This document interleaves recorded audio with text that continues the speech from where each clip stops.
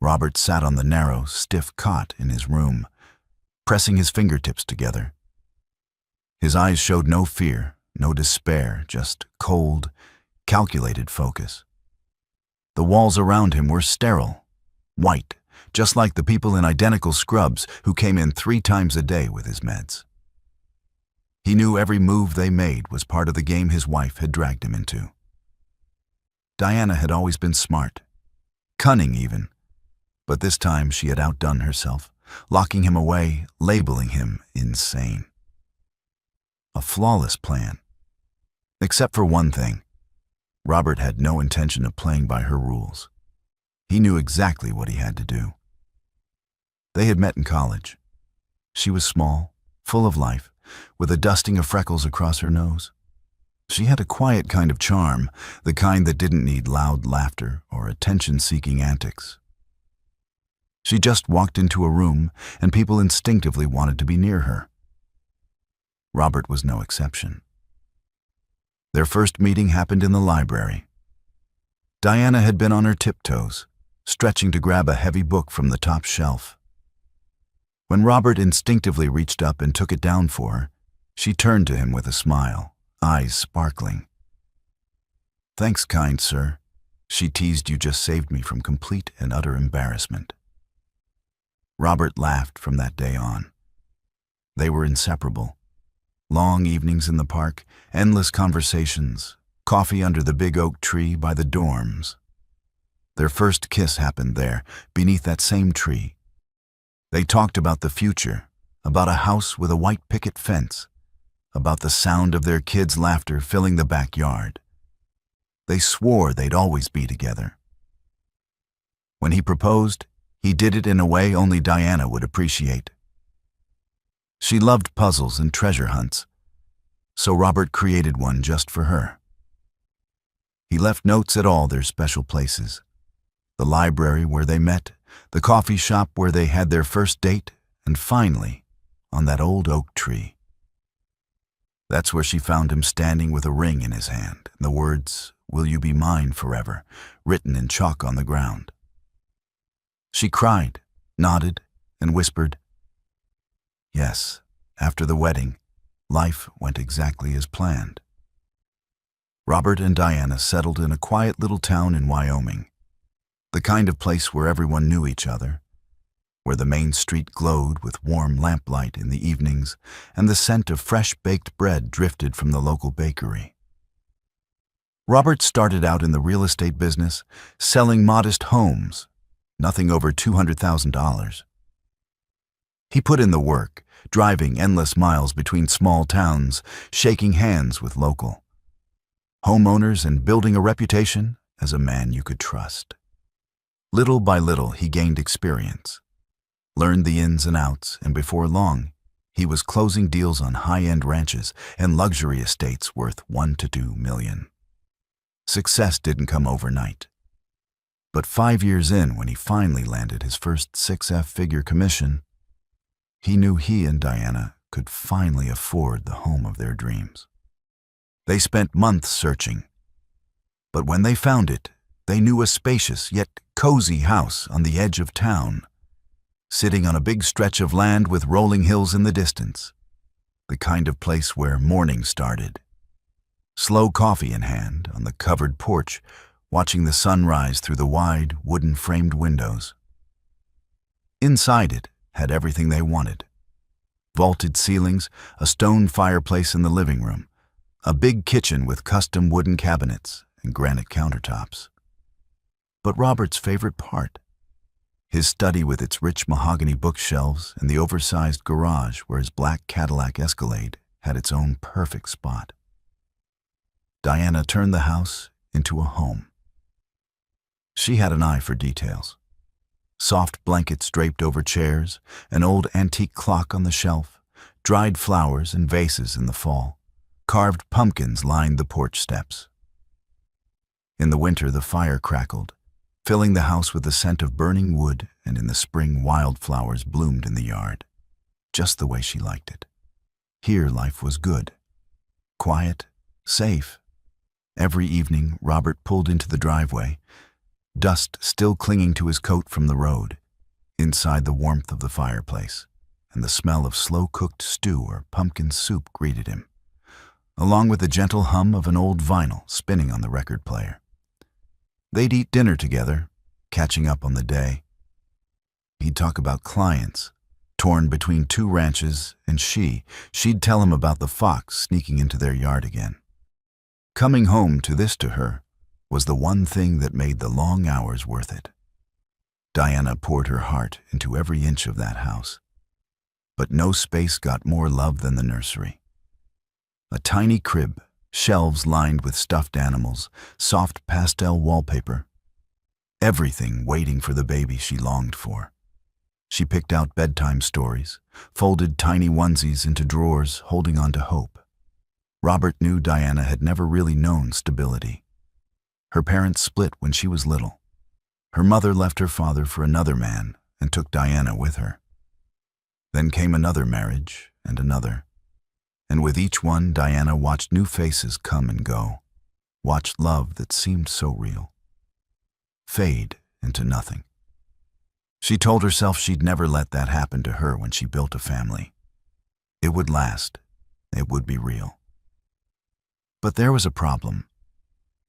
Diana couldn't carry a child. At first, they didn't think much of it. But after a few failed attempts, she became fixated. She saw doctors changed her diet, altered her entire routine. Being a mother was all she wanted. 5 years passed in a cycle of hope and heartbreak. Robert saw it in the way she lingered in the nursery, her fingers trailing over the empty crib, her breath catching as she wiped away silent tears. It tore him apart.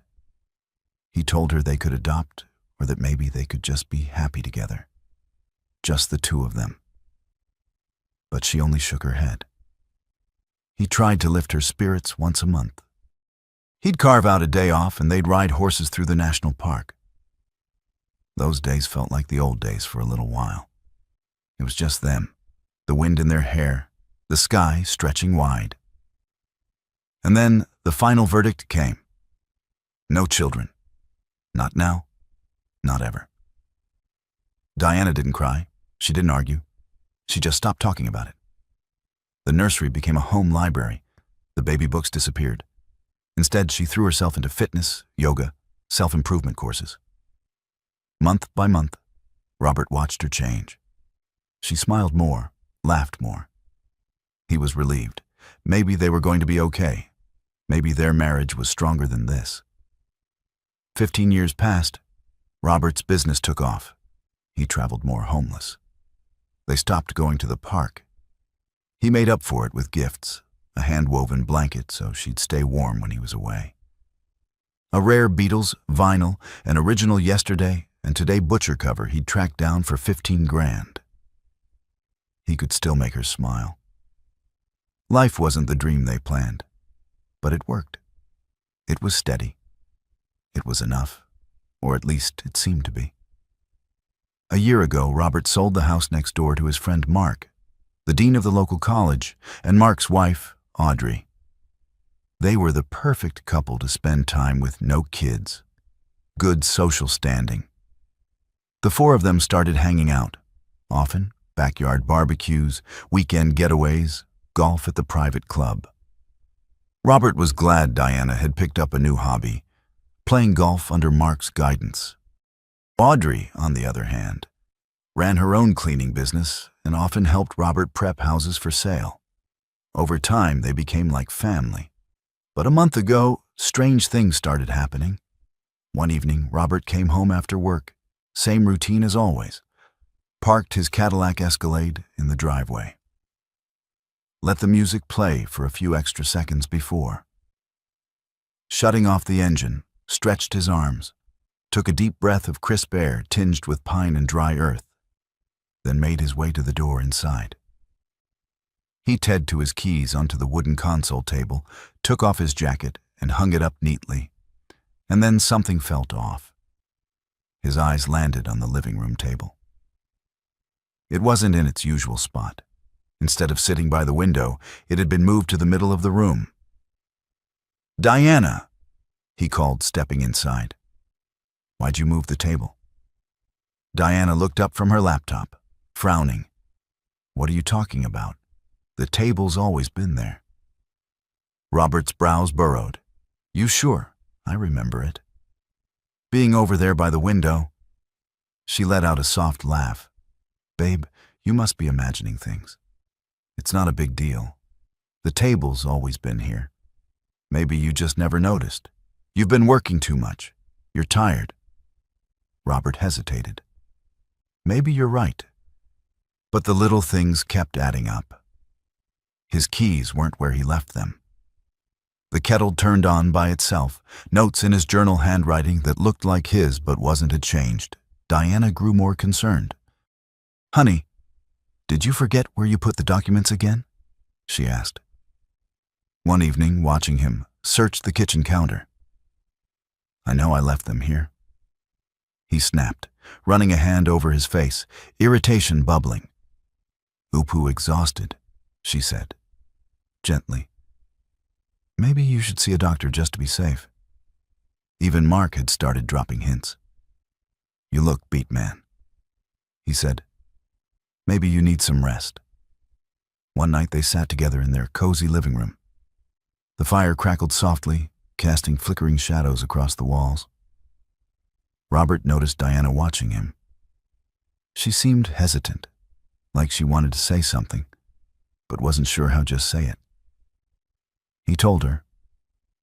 She took a slow breath, fingers tracing the spine of the book in her lap. Robert? Her voice was soft, tinged with something he couldn't quite place. You haven't been yourself lately. You forget things. You mix up details. It's not like you. His heartbeat picked up. He had felt it too. Something was wrong. But even the thought of it, the idea that this might be more than just stress, was terrifying. I did some research. Diana continued, hesitating. A lot of people online recommend this one doctor. He seems really good. It's not a big deal, just a checkup.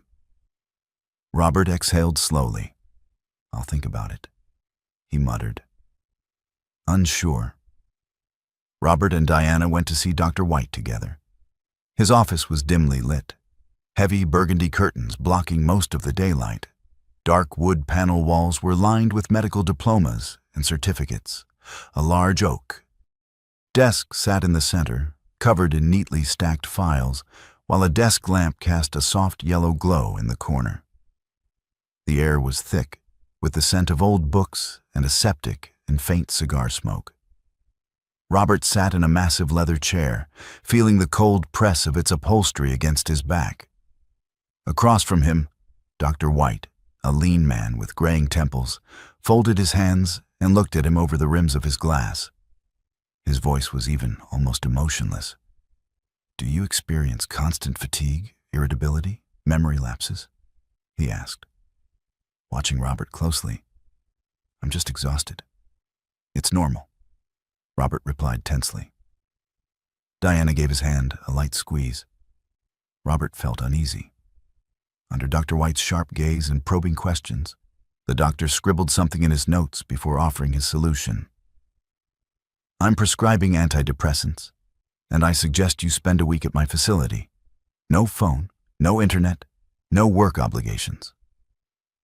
Robert let out a short laugh. You're serious? I have clients lined up needing houses sold yesterday. Dr. White didn't flinch. It's this or a stroke in a year, your choice, baby. This could be good for you just a week. Diana's voice was gentle, but the concern in her eyes was real. Robert sighed. Fine, a week, if that's all. He pushed himself up from the chair, eager to breathe fresh air again. You go ahead. Diana said, I'll catch up. Once Robert was out of the room, she walked slowly to the desk. She set a thick envelope down on the polished wood surface and leaned in, her voice low but firm. I hear your facility has a way of keeping people longer than expected. You and I understand each other, Dr. White. The doctor barely smiled. His fingers slid over the envelope, then reached for a form. With a stroke of his pen, he signed and stamped. It requires immediate hospitalization. He met her eyes. You came to the right person with 1 day left. Before his stay at the hospital, Robert decided to have dinner with friends. He didn't cook often, but tonight was an exception. Thick, cut marbled steaks sizzled on the grill, coated in whiskey and spices. He'd prepared roasted potatoes with rosemary and garlic butter to go with them. Diana had made apple pie, the kind that smelled like home. The house was filled with the smoky aroma of grilled meat, warm spices, and sweet pastry. Candles flickered in the living room, casting a soft glow while an old country record played in the background. Over dinner, the conversation took an unexpected turn. Wyoming's gun laws. I think it's completely justified in our state, Mark said, leaning back in his chair. We're not New York. We've got wide open land, wildlife bears. People have the right to protect themselves. Yeah, but from what it's not like. Bears are strolling down our street. Audrey scoffed. I love guns, Diana said, suddenly swirling her wine, the danger, the adrenaline. Robert, slicing into a steak, shot her. Look, really, we've been together 20 years, and I've never heard you say that, she grinned. See, I'm still full of surprises. Mark chuckled. Honestly, it's cultural. People here grow up around guns. It's just part of life, like in Texas. Firearms are in their blood. Times change. Audrey shrugged. Some traditions should too. Mark raised his glass. Let's drink to a great dinner and to Robert coming back from the hospital. Better than ever. Robert lifted his own glass. The room filled with the clink of crystal. Speaking of traditions, he said, setting his drink down. Let me show you all a ranch that's been around for 200 years. Give me a second. He got up and headed for his office to grab his laptop. But when he stepped inside, something caught his eye. Diana's laptop was open on the desk. The screen was glowing, unread messages still popping up in the chat window. He glanced down, and what he saw made his blood run cold. Robert leaned in closer and read, Mark, I can't take my eyes off you, even now. You're incredible, Diana. Shush. Baby. Robert doesn't suspect a thing. Audrey, either, Mark, what you did in the car last time. I can still smell your scent, Diana, and I can still feel your touch. I can't wait until we're alone again. Something inside Robert snapped. His world collapsed into darkness. His wife, the woman he trusted, his best friend, a man he saw as a brother, and they were betraying him. Right here in his house, sitting at his table, he slammed the laptop shut, clenched his fists, and stormed downstairs. His eyes burned with fury. So this is how it really is, he bellowed, throwing his phone at Diana. Care to explain? Diana and Mark exchanged a quick glance. Audrey's eyes went wide. What is this, Robert? Diana asked, calm, maybe even a little annoyed. This is your baby. I can't wait. What you did in the car? His voice shook with rage. Diana let out a sigh. You're imagining things again, darling, another one of your delusions, huh? Don't you dare lie to me. Robert lunged at Mark, grabbing him by the collar. Are you out of your mind? Mark shouted, shoving him back. Let go of me. Robert swung, landing a solid punch across Mark's face. Mark staggered but stayed on his feet. Feet, Robert, stop, Audrey screamed. You're taking my wife. You took everything from me. Robert went at Mark again, but Diana was already dialing. Yes, we need help. My husband, he's not himself. He's dangerous.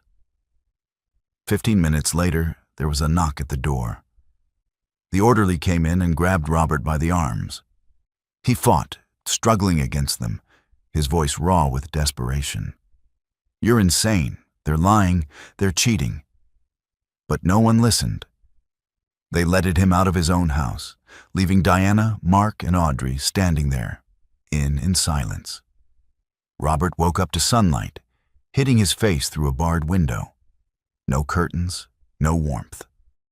He had no idea how he got here, and for a moment, he wasn't even sure where.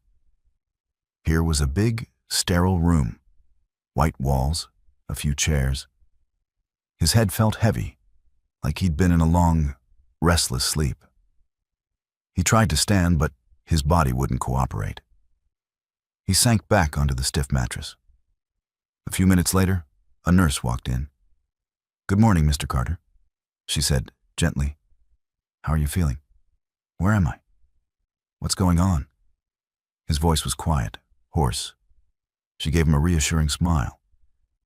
"You're in a hospital, Mr. Carter. Not just any hospital, but a rehabilitation center for people who need help. We're here to help you recover." Robert nodded, slowly trying to process her words. The nurse kept smiling.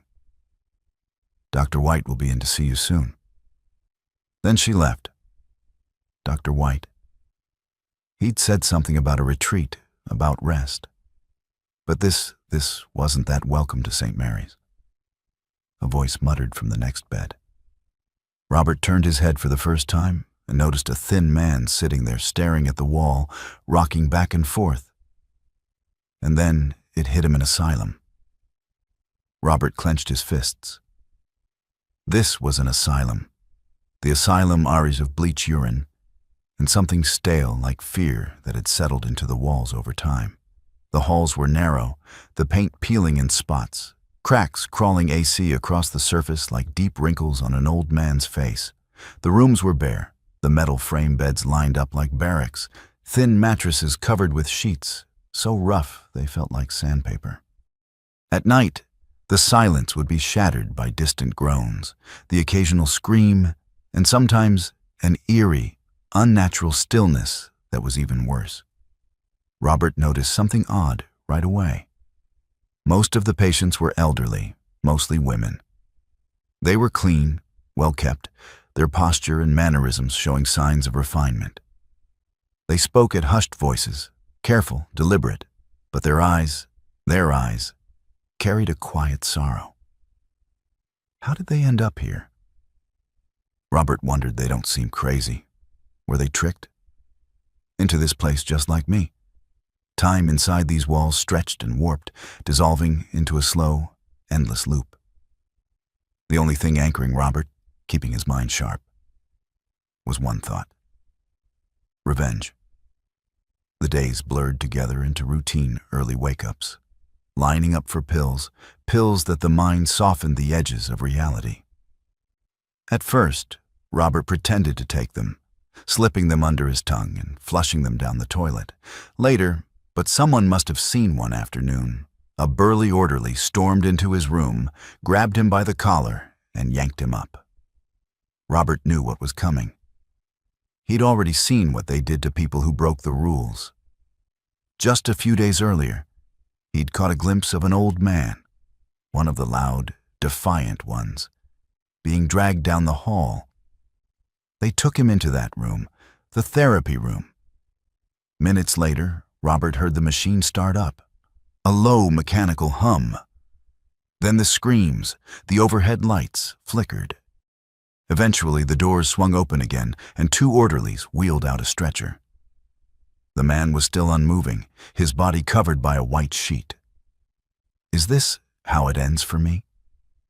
The orderly shoved Robert through the door and locked it behind them. Then, in a low voice, he said, "Be careful. Don't get caught."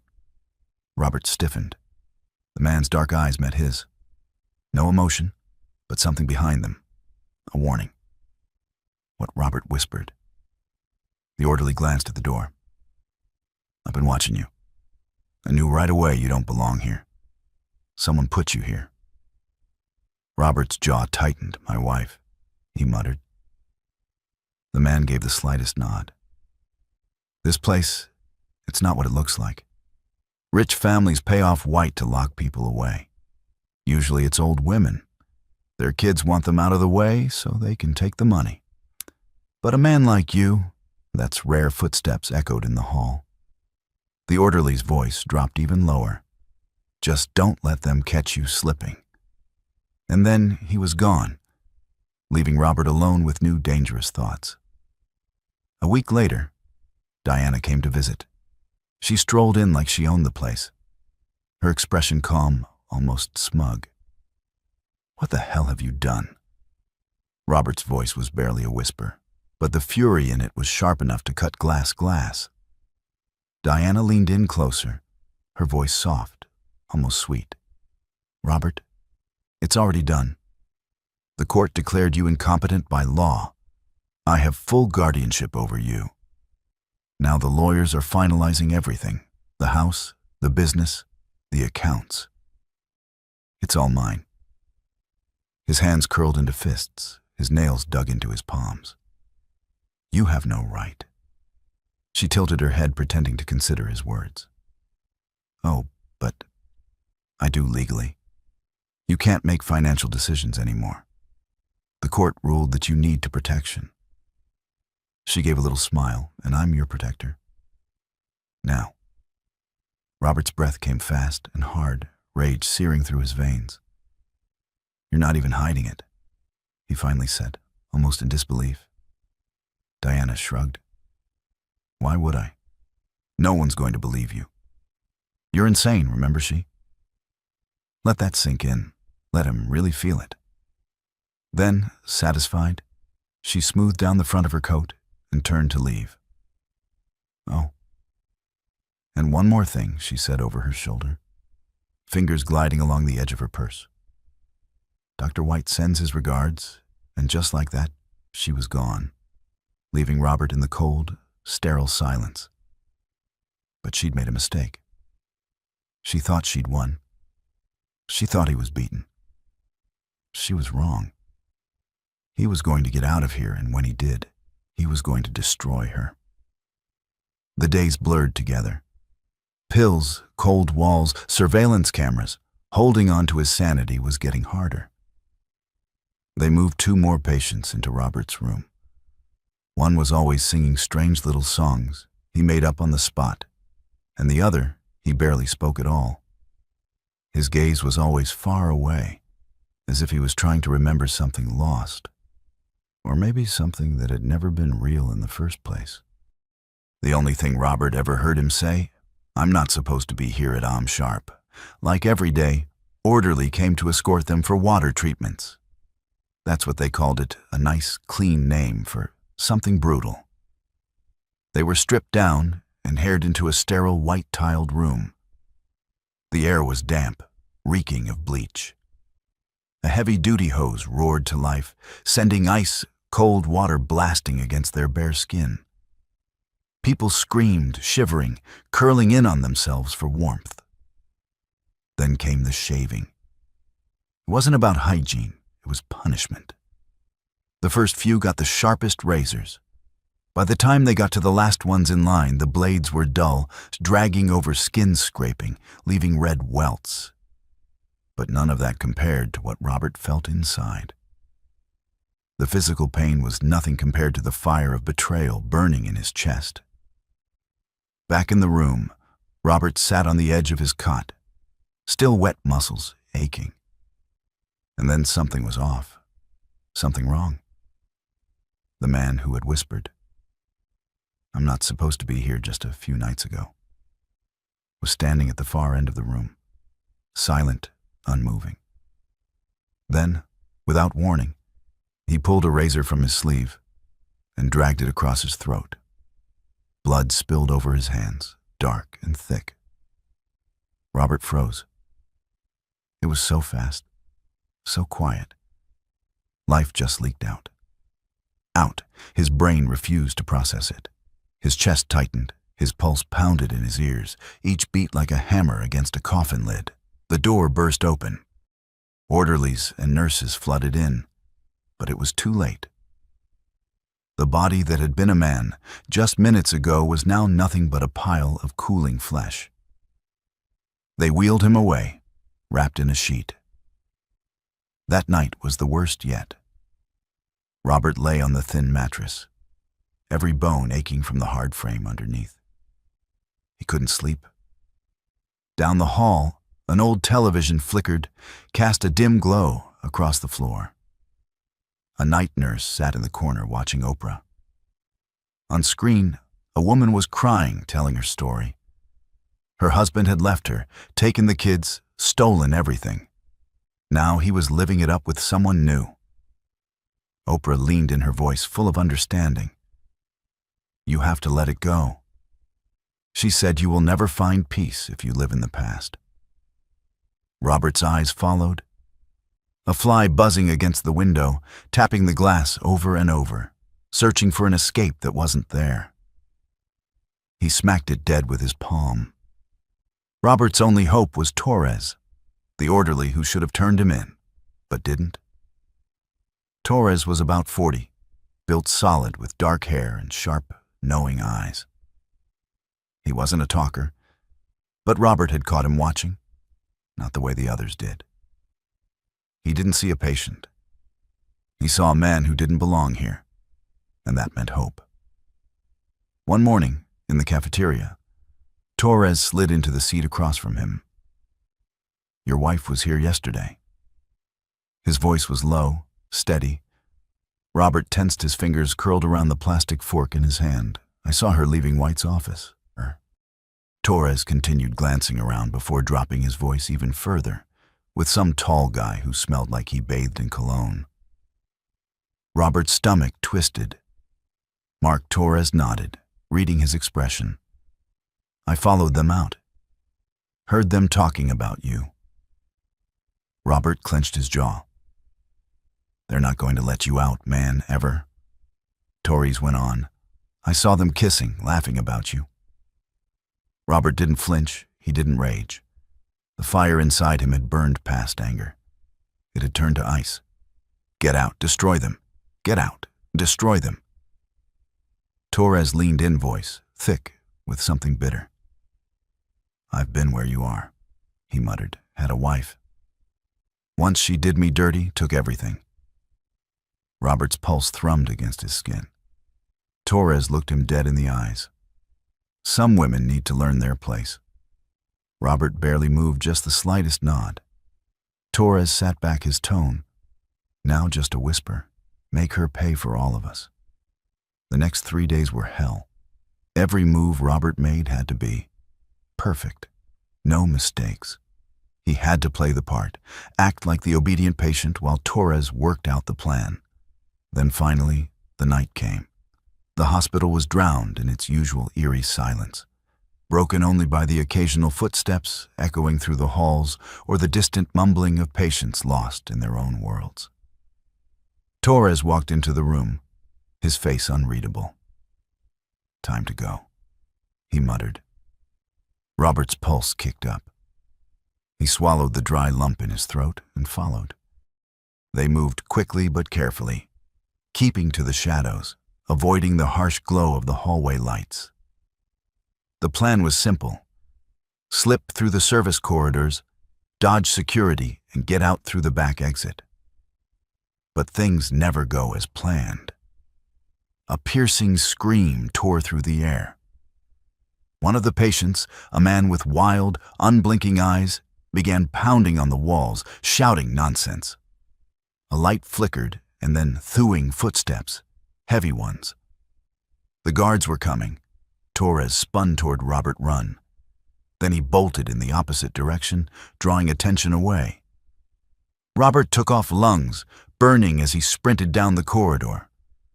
Voices behind him, shouts, whistles, then the blaring wail of sirens.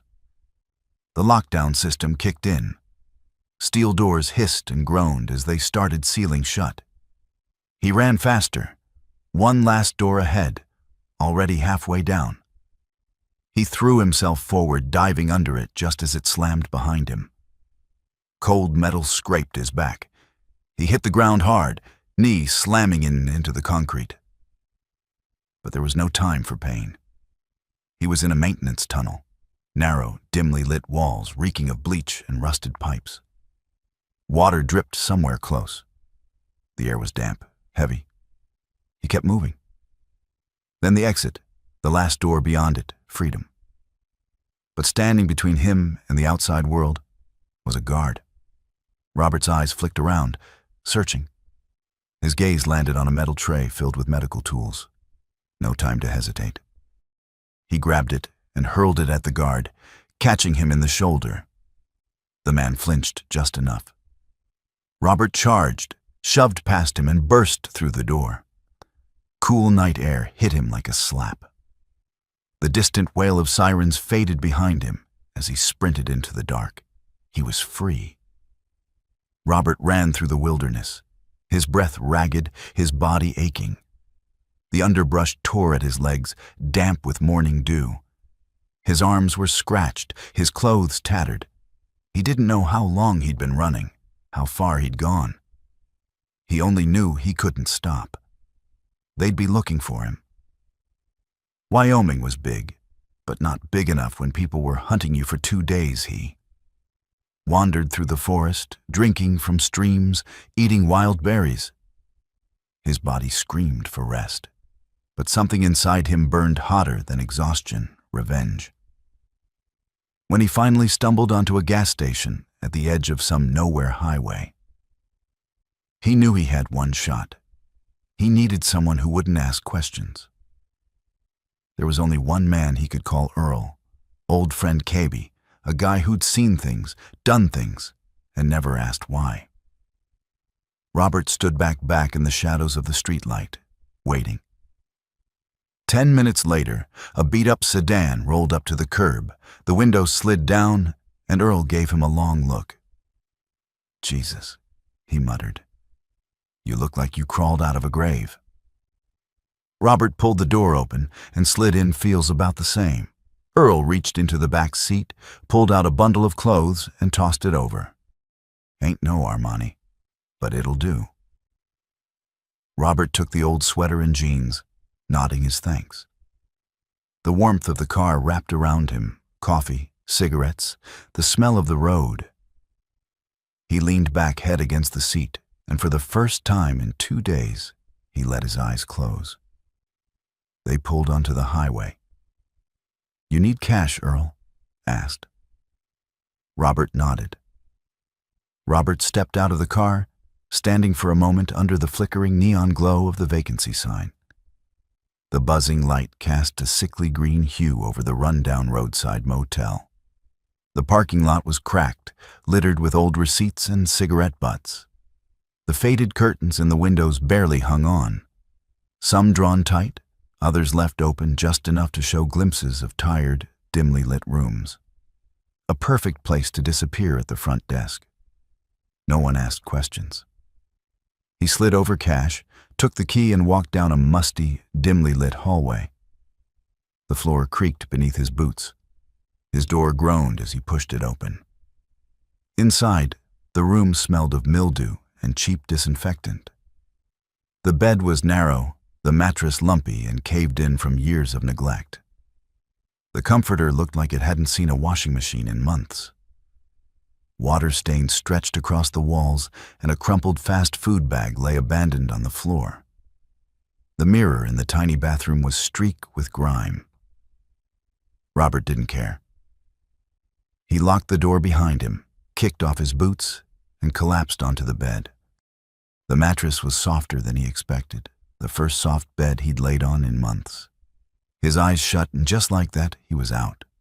No dreams, no nightmares, just darkness. Robert couldn't go home. That life was gone. His house, his business, his name. Everything belonged to Diana. Now instead, he hitchhiked to Pineal. There at Fremont Lake, his family had once owned a hunting cabin, a forgotten place tucked deep in the trees, where the walls were cracked from age and the fireplace hadn't been lit in years. It was perfect. A place to think. A place to plan.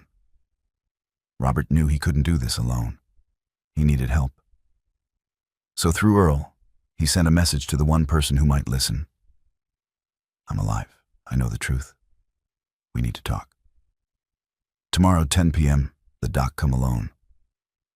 The next night, Audrey arrived at the meeting spot. She stood near the pier, arms crossed, clutching her clutch purse like it was a lifeline. She kept glancing around, tense on edge. Robert emerged from the shadows. Jesus, Robert. She sucked in a breath. You look. He smirked bitterly, like a man who just broke out of an asylum. Audrey exhaled sharply, folding her arms tighter. You shouldn't have come back. It's dangerous for who? Robert took a step closer, eyes locked on hers. For me, or for your husband and his mistress? She swallowed hard, looked away. You knew, Robert murmured. You always knew. Audrey flinched, then nodded. Yes, her voice was quiet. But you don't understand. I had my own secrets. My marriage with Mark isn't what it seems. We haven't been a real couple in years. We both had our distractions. She let out a short, bitter laugh. But with Diana, it's different. She wants him. If that happens, I lose everything. She hesitated. I saw what her lawyers did to you. Robert stepped even closer, close enough to reach her. He touched her hand. Then, help me, he said softly. Together we can destroy them. Audrey hesitated. There was something in her eyes. Fear, pain, curiosity. She opened her mouth, then hesitated again. Her fingers tightened around her phone. Robert, I can't. Her voice trembled. This is wrong. She scrolled to Mark's name, her thumb hovering over call. She didn't press it. The silence stretched. Robert didn't push, he just watched, waiting. Then slowly, Audrey exhaled. She closed her eyes, dropped her phone. Damn it, she whispered. Then she looked up at him. I'm in. Robert smiled. He had a partner. Robert stood on the porch, arms crossed, watching as dark clouds rolled low over the mountains. The cold wind cut through his skin, but he barely noticed his mind was restless thoughts churning like a storm. He couldn't trust anyone except Audrey. She arrived that evening just as the rain came pouring down. She climbed out of her car, clutching an old blanket, and draped it over his shoulders. You can't live like a wild animal, she said softly. You have to think straight. This is all I have left. Robert muttered, staring at the fire flickering inside. On the table sat a homemade meat pie, fresh bread, a thermos of steaming coffee. The smell hit him hard. It smelled like the past, like a life that was gone and that hurt more than he expected. He ate slowly, cautiously, as if expecting it to be some kind of trick. Audrey sat beside him, close enough that their shoulders touched. After a moment, she reached over, resting her hand on top of his. Their eyes met. We can do this, she whispered together. Robert didn't answer. Instead, he just squeezed her fingers gently. It was the first sign of trust, maybe something more, but neither of them was ready for that. The betrayal still felt too fresh, too raw. Outside, the storm raged on. Inside, the fire crackled, casting restless shadows on the walls and in that lonely cabin, far from everything they once knew. They found themselves as the only two people in the world they could count on. 2 days later, Robert almost ran straight into Diana. It happened at a grocery store on the edge of town. He was standing in line, a few supplies in his hands, water, canned food batteries. When he heard her voice, his whole body tensed. Slowly. He turned there. She was. Diana stood by the wine aisle, scanning the bottles with a casual ease. She wore a light-colored dress, her hair swept up in an elegant style. She looked calm, carefree, like nothing had ever happened. Robert's pulse pounded in his ears. Rage flared in his chest, but he forced himself to breathe. She couldn't see him. He paid quickly, keeping his head low, then walked toward the exit, careful not to look her way. But as he climbed into his truck, something in the rearview mirror made his stomach drop. Diana had stepped outside too. She stood near the entrance, scanning the parking lot dot. Did she sense him? Robert didn't wait to find out. He started the engine and pulled away, disappearing around the bend. But the encounter left him shaken. This wasn't over. It only confirmed what he already knew. He had to move fast. It was time the lake house was swallowed in darkness. The wind rustled through the treetops, and the waves lapped softly against the wooden dock. Inside, the fire cracked L in the stone hearth, casting flickering shadows on the walls, the scent of burning wood mixed with the smoky bite of whiskey. Audrey sat in an old armchair, her lips resting against the rim of a cold glass. She lazily swirled an ice cube, staring at the flames, but her thoughts were far from the warmth of the room. Robert stood across from her, one hand resting on the back of the couch. His posture was relaxed, but his eyes sharp-focused. "It's time," he said. Finally, his voice was steady, but there was something underneath, a quiet force. "Are you sure you're ready? Once we start, there's no going back." Audrey lifted her gaze. Her lips parted like she was about to say something, but instead she took another sip of whiskey. The ice burned against her tongue, the alcohol heating her from the inside. "Can I trust you?" she asked quietly. Robert didn't hesitate. Always Audrey let out a short laugh, but there was no joy in it, only bitterness. "Hard to trust men. After years of being lied to," she murmured. Her voice wavered for just a second before she caught herself the open marriage idea. That was Mark's. I only agreed because I thought if I played along, he'd see me differently. Like I was special. She shook her head, stirring the ice in her glass again. "Truth is, I never had a lover. I just let him think I did made me feel I don't know more interesting." She exhaled a heavy breath. Stupid Robert's jaw tensed. He looked away for a moment, his fingers curling into a loose fist before relaxing again. "I have a plan," he said at last, his voice dropping lower, more intimate. "But I need your connections with the press." Audrey set her glass down on the table and leaned back in the chair. Her fingers traced the edge of the armrest almost absently. Then she sighed and picked up her drink, again taking a deep swallow. She locked eyes with Robert. "I'm listening." A few days later, Audrey sat in her living room, staring at the phone on the table in front of her. Mark was supposed to be home an hour ago.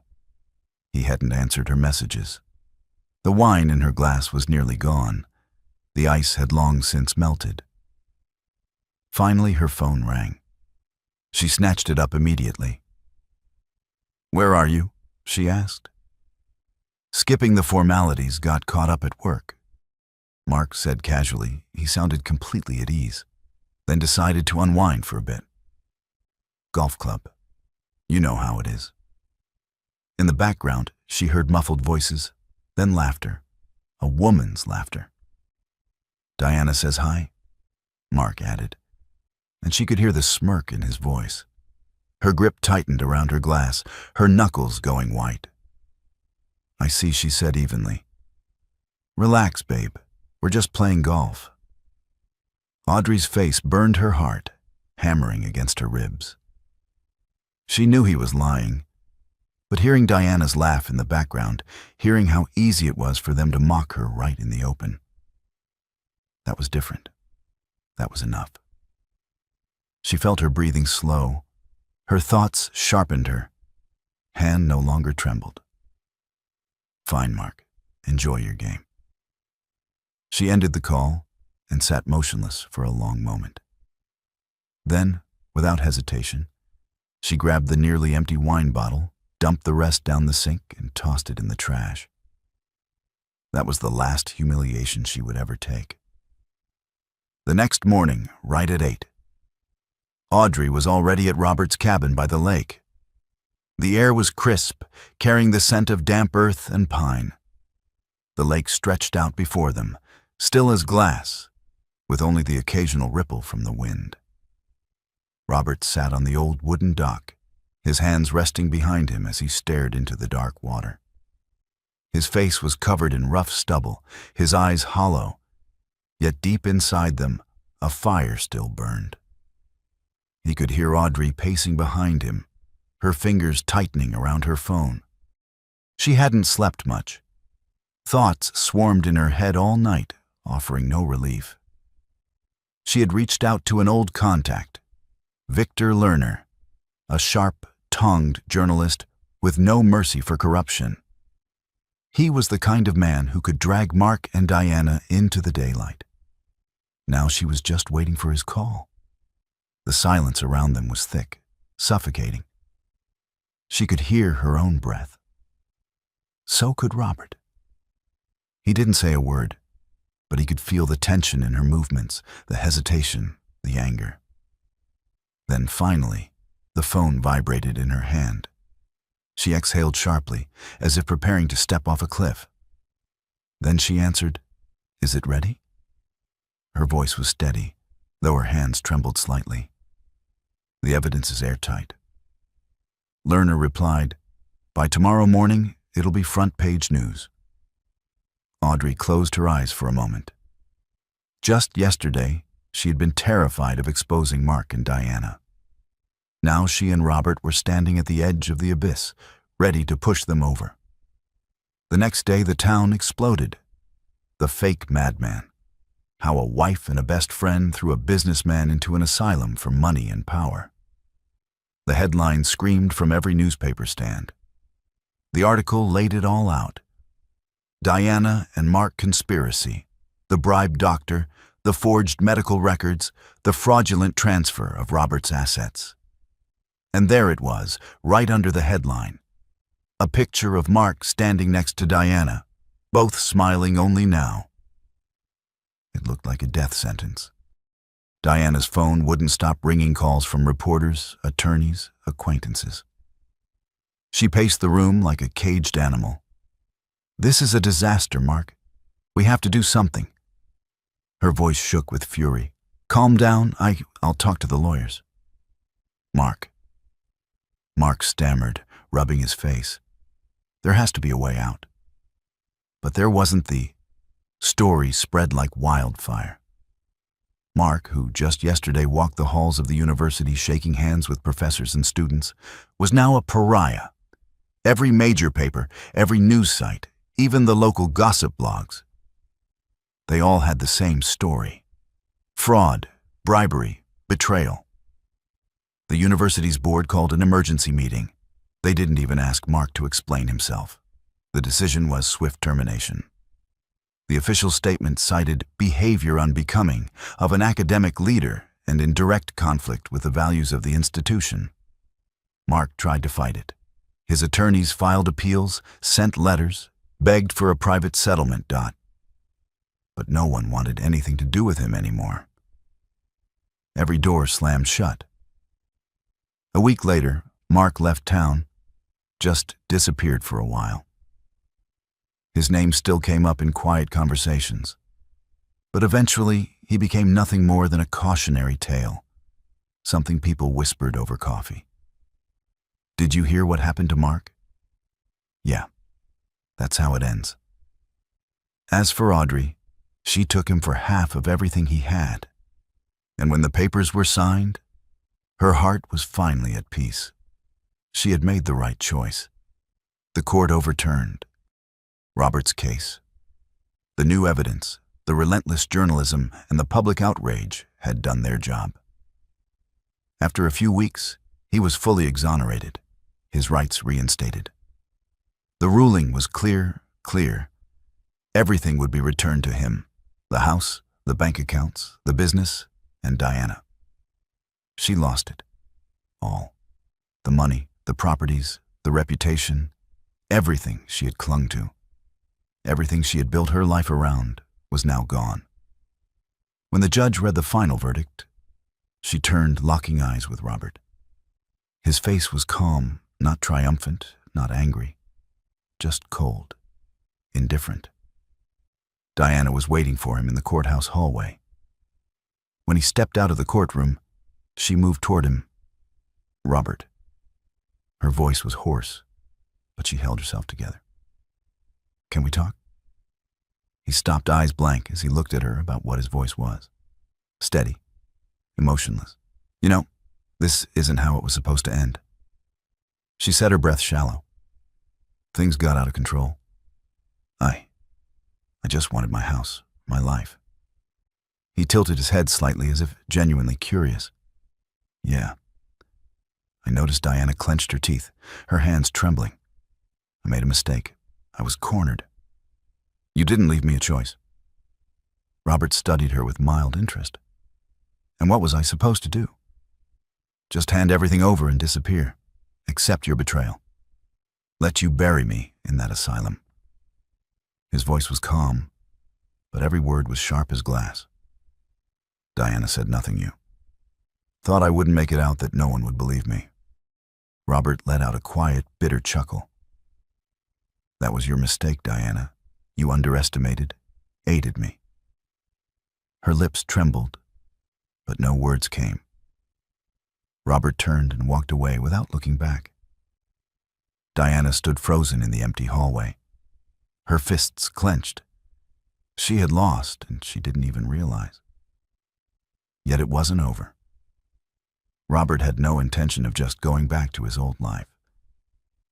Standing on the shore of the lake, near his hunting cabin, he held a photograph of Diana in his hands. His gaze was cold, steel, unforgiving. "This isn't over," he murmured. The wind carried his words into the dark. The final blow. Robert had spent weeks preparing for the final stage of his plan. He chose a method that would break Diana slowly, piece by piece. No direct confrontation, no obvious moves. Just a subtle, creeping manipulation that would make her doubt herself. Her choices, her reality, the same way she had done it to him. But Robert had to be smarter than Diana, more invisible. He watched her from a distance. Diana had stayed in town, though her life looked nothing like before. She rented a tiny apartment on the outskirts. One-bedroom worn-out furniture, cheap curtains that barely covered the windows before. Thanks to Robert, she'd never worked a day in her life. Now she had no choice. She took a job at a small cafe, the only place that would hire her. When familiar customers walked in and recognized her, she saw it in their eyes. Pity, quiet disgust, or outright contempt. Diana had become a cautionary tale. A name people whispered about, but never said too loud. Robert started with anonymous phone calls. Just silence, breathing on the other end. Every time her phone rang, Diana's heart slammed against her ribs. Was it real? Was someone watching? Or was it just her own paranoia eating her alive? Then came the emails from an unknown sender, and they terrified her. "Diana, you have no idea how much I know about you. When you walked past me today, I caught the scent of your body wash, fresh citrus whey like lemon tart, almost good enough to eat." She stopped going out after dark, locked and double-checked her windows.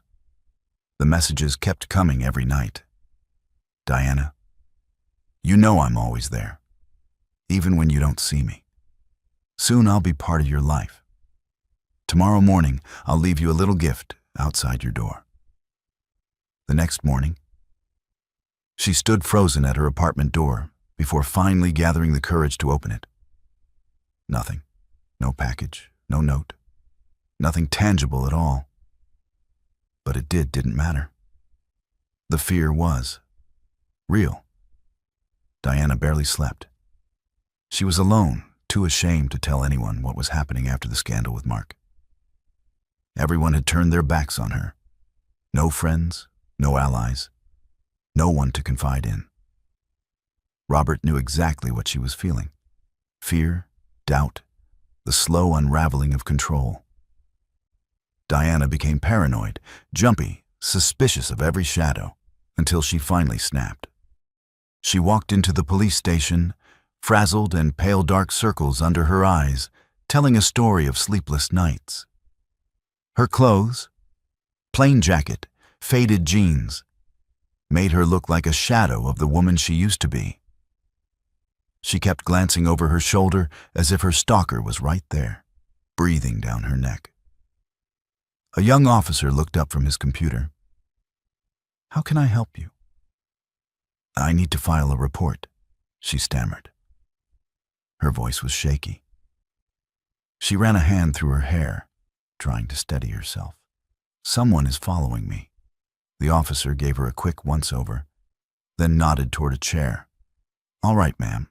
Have a seat. Tell me everything." Diana's hands trembled as she pulled out her phone, opening her email and shoving it toward the officer. "These messages, they keep coming." Her voice cracked raw with exhaustion. "I don't know who it is. He knows where I live, what I do, what I wear." Her breath hitched. "I'm scared to leave my apartment. Someone is watching me." The officer took the phone, scrolling through the messages, his expression unreadable. "Have you seen anyone suspicious hanging around your building?" he asked. Diana shook her head, gripping the edges of her coat like it was the only thing holding her together. "No, but I feel it every time I step outside." The officer sighed, flipping through a few more messages. "We can file a report," he said, voice flat practiced. "But unless there's an immediate threat, there's not much we can do." Diana clenched her hands into fists on her lap. "So you're just going to do nothing?" Her voice shot up frustration, pushing past her fear. The officer finally looked at her, his gaze steady but distant. "We'll see if we can trace the sender," he said. "In the meantime, just be careful, be careful." Diana grit her teeth as she stood up. "Oh, by the way," the officer added, flipping a pen between his fingers. "You are Diana Carter, right?" She stiffened at the sound of her last name turned back. The officer smirked. Some people just get what they deserve. A chill ran down her spine when Diana left the station. The fear didn't fade. If anything, it tightened its grip on her because out there in the dark, someone was still watching. The police took her case seriously. At first, they ran an analysis on the threatening emails track, the calls made to her apartment, and what they found. Diana had been sending the messages to herself. The threatening calls made from her own phone, like she'd staged the whole thing. Sitting across from the precinct, Captain Diana pressed her knees together, hands gripping the chair. The captain skimmed through a file before finally looking up Mrs. Carter. He said, measured, almost bored, "You do realize filing a false police report is a crime." Diana flinched. But her voice came out, small, lost. The captain slid a report toward her. "According to our tech department, the emails came from your own device, the calls from your cell phone. You sent those messages to yourself." Diana's breath caught, her vision blurred. "No, that's not possible." Her voice dropped to a whisper. "That has to be a mistake, I wouldn't?" She swallowed hard. "Why would I do that?" The captain raised an eyebrow. "That's a good question." He leaned back in his chair, watching her reaction. "We could fine you for wasting police time," he continued. "But if this happens again, you might be facing more serious charges." "No." Diana shook her head, her voice unsteady. "You don't understand. It wasn't me." The officer across from her barely blinked. "Mrs. Carter." He said, his tone almost sympathetic. Now, like he was speaking to a fragile child. "Maybe you should talk to someone, a specialist. There are good doctors who help in these situations." Diana shot up from her chair. "Are you saying I'm crazy?" Her voice cracked, disbelief, washing over her that I'd just made this up. The captain gave a half-hearted shrug. "We go where the facts lead us, ma'am," he said like it was nothing, and the facts speak for themselves. Diana spun on her heel furious, but as she turned, her bag caught the edge of the desk, tumbling to the floor, spilling its contents. A small orange pill bottle rolled across the floor. The captain bent down, picked it up. Her name was on the label.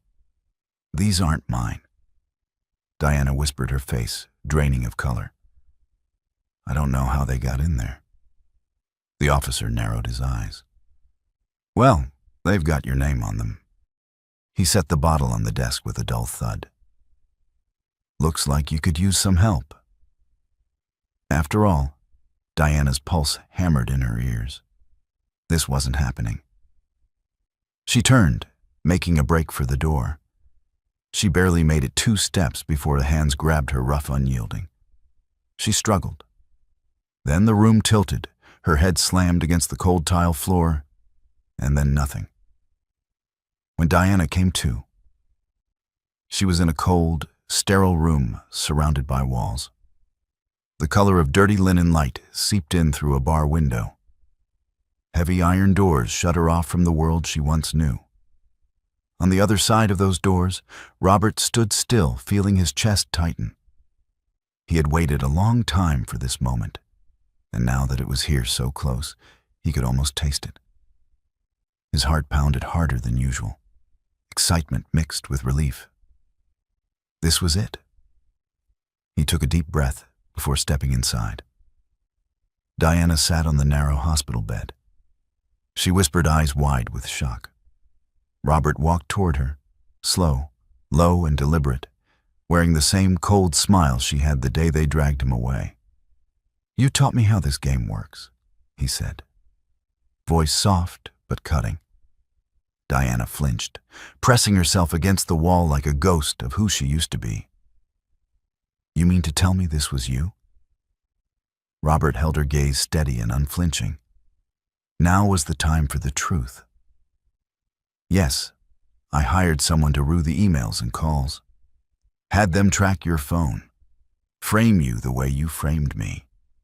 Diana's lips trembled, the pills she choked out. Even now she struggled to believe it. Robert shrugged. "Slipping them into your bag at the store wasn't hard." Diana's breath quickened. Her hands balled into fists. "I'll tell the police," she shrieked. "I'll sue you for this." Robert tilted his head slightly. "No one will believe you." His voice was almost amused. "In case you forgot, you're the crazy one now." Diana let out a shaky breath, her whole body trembling. "You're insane," she whispered. Robert took a step back, his expression unreadable. "No, Diana." His voice was calm. "Even I just made sure you felt what I felt every single day." He turned to leave, but Diana lunged with a scream. She clawed at his back, landing wild punches, trying to bite, to scratch, to hurt. Chaos erupted. Orderly burst into the room, wrestling her down. Diana thrashed, kicked, screamed. A needle plunged into her arm. Within seconds, her body slackened, her rage dulling into sluggish murmurs. Robert straightened his jacket, smoothing the wrinkles. He looked down at her, motionless on the bed. "Goodbye, Diana." He walked out without looking back outside the hospital doors. Audrey was waiting. She extended her hand without a word. Robert took it. Their eyes met. No need for explanations. This was a new beginning.